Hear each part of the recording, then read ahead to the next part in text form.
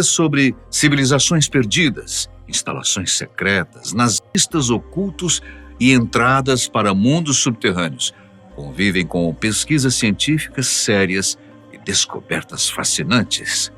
Hoje vamos fazer o que poucos se atrevem: separar o que é real do que é teoria. Em 1959, a Antártida é governada por um dos acordos internacionais mais notáveis da história: o Tratado da Antártida, assinado no mesmo ano.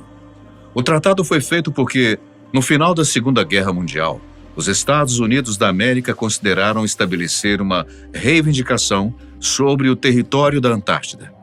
Eles enviaram, então, a maior força expedicionária militar já direcionada até hoje, conhecida como a Operação High Jump, que falaremos mais a seguir. O tratado ainda que estabelece que todas as pesquisas feitas em seu solo e os resultados sejam compartilhados. Até hoje, 54 países assinaram o tratado, mantendo bases científicas que operam com inspeções regulares, o Vostok. E por milhões de anos, ele revelou formas de vida extremófilas únicas. Em 2025, uma paisagem perdida de 30 milhões de anos foi descoberta sob a camada de gelo de Wilkesland. Rios, vales e até registros de florestas com palmeiras, algo realmente impressionante. Cientistas de todo o mundo operam em estações de pesquisa como McMurdo, nos Estados Unidos, Vostok, Rússia, e Amundsen Scott, na base Polo Sul. Vídeos populares divulgaram o mito da Antártida Proibida, em que sugerem que há regiões proibidas para exploração onde drones são abatidos e que há zonas ocultas onde a verdade está escondida. Mas nada disso foi provado. Um fato que aumenta as especulações sobre o continente é o fato de que, em 1938, houve uma expedição nazista e, após isso, as buscas de um refúgio subterrâneo que estaria escondido na Antártida começaram. A Alemanha nazista até mapeou uma área chamada Neuschwabenland. Embora tenha jogado bandeiras e feito voos de reconhecimento, embora a Operação High Jump, feita logo após a Segunda Guerra Mundial, entre agosto de 46 e começo de 1947, seja real, o seu objetivo foi muito diferente. Composta por 13 navios, 4.700 homens e numerosos artefatos aéreos, o verdadeiro motivo da missão, liderada pelo contra-almirante Richard E. Byrd, era diretamente ligado à guerra que aconteceu anteriormente. Apesar de publicamente negada, a operação claramente visava consolidar e estender a soberania dos Estados Unidos sobre a maior área praticável do continente.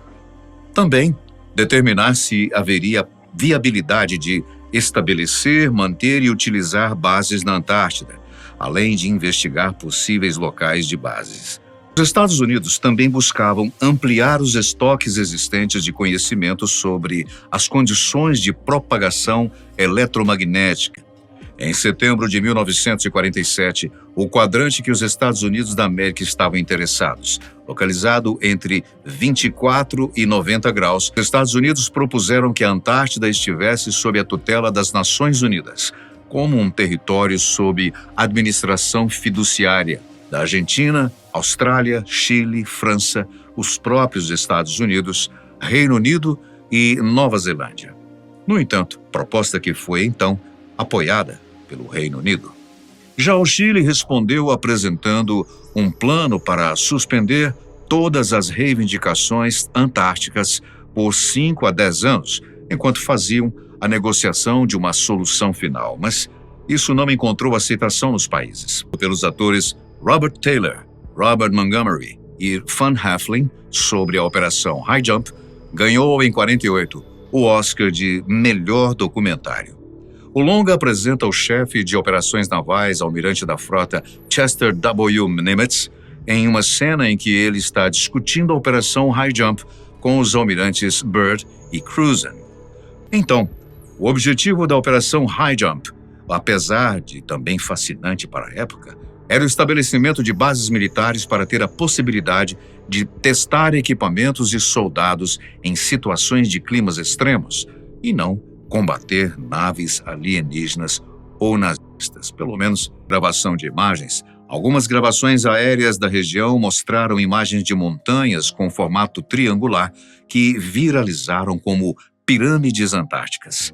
Contudo, os geólogos que estudam a região explicam que são apenas nunataks, palavra que vem do Inuit, que representa picos de montanha expostos acima do gelo, que foram moldados por milênios de erosão. Outro mito geográfico sobre o continente se deu devido ao mapa do almirante e cartógrafo otomano Piri Reis, datado de 1513. Nele, o cartógrafo inclui o que alguns chamam de costa sem gelo Halley. O planeta Terra seria completamente ou parcialmente oco, com um espaço interno substancial.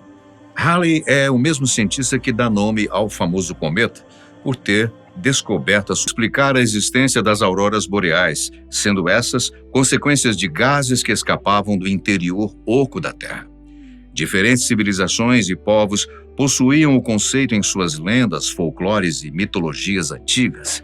Muitas vezes, o que se encaixava na teoria, vinda de crenças contendo até cunho religioso ou místico. No século XIX, J.N. Reynolds, explorador e escritor científico, deu diversas palestras sobre a Terra Oca e defendeu que fosse feita uma expedição à Antártida para a comprovação da sua teoria. O mundo subterrâneo abriga uma civilização utópica e altamente avançada, com arquitetura inspirada no Egito Antigo e seres chamados Vrilya.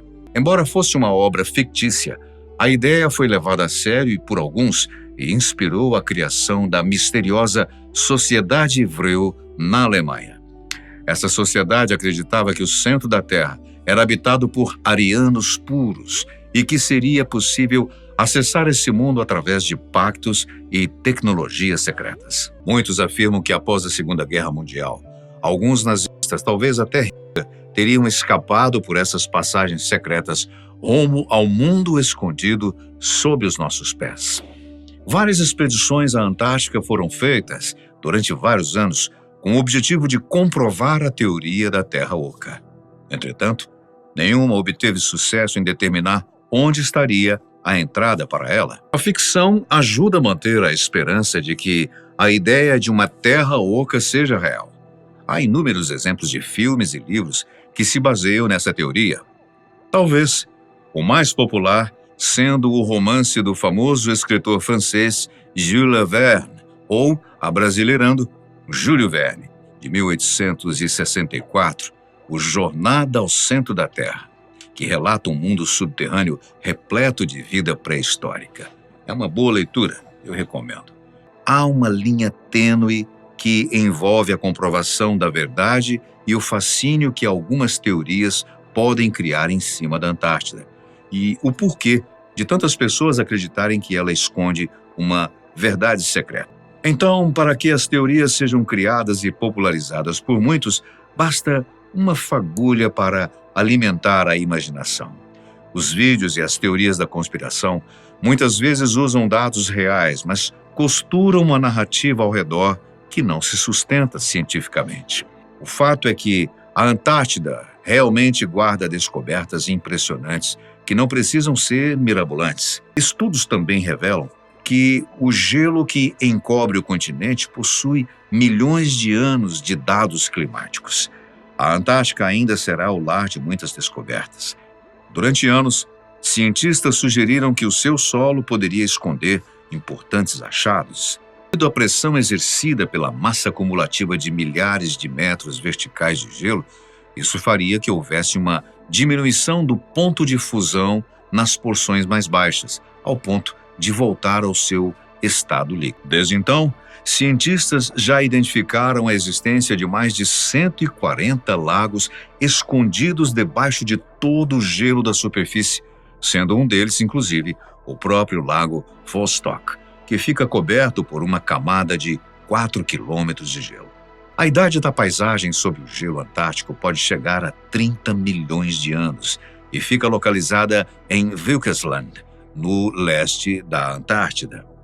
Os pesquisadores acreditam que o local pode ter sido repleto de rios, vales, uma floresta e lá foi encontrado inclusive até pólen de palmeiras. A análise do sedimento extraído a pouco mais de 1,5 km foi ocasionada no encontro do ecossistema antigo ali enterrado sobre todo o gelo. De acordo com cientistas, é interessante notar que se sabe menos sobre o leste da Antártida do que sobre o próprio solo de Marte.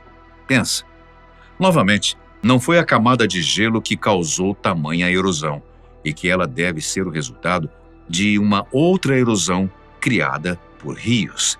Dessa forma, estima-se que essa paisagem deveria fazer parte do que hoje é a Antártida. Há milhões de anos, o continente antártico se assemelhava ao que é hoje a Patagônia, tendo um clima mais temperado ou tropical.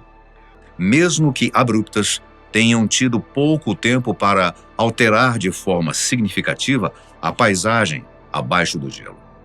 Os períodos quentes não foram o suficiente para recuar satisfatoriamente o gelo e expor essa topografia subglacial que se mantém escondida. E o que esperar em tempos em que as temperaturas só continuam aumentando? Esses achados na superfície do continente mais gelado do nosso planeta são importantes, pois não apenas mudam o que sabemos sobre a Terra, mas também sobre a vida em outros planetas. Teorias conspiratórias fascinam também, claro, e devem ser exploradas como parte da cultura e do fabuloso imaginário humano. Contudo, é fundamental distinguir aquilo que encanta e aquilo que pode ser comprovado. Afinal, a verdade pode ser tão impressionante quanto a ficção, quando se trata do continente mais remoto e intrigante do planeta.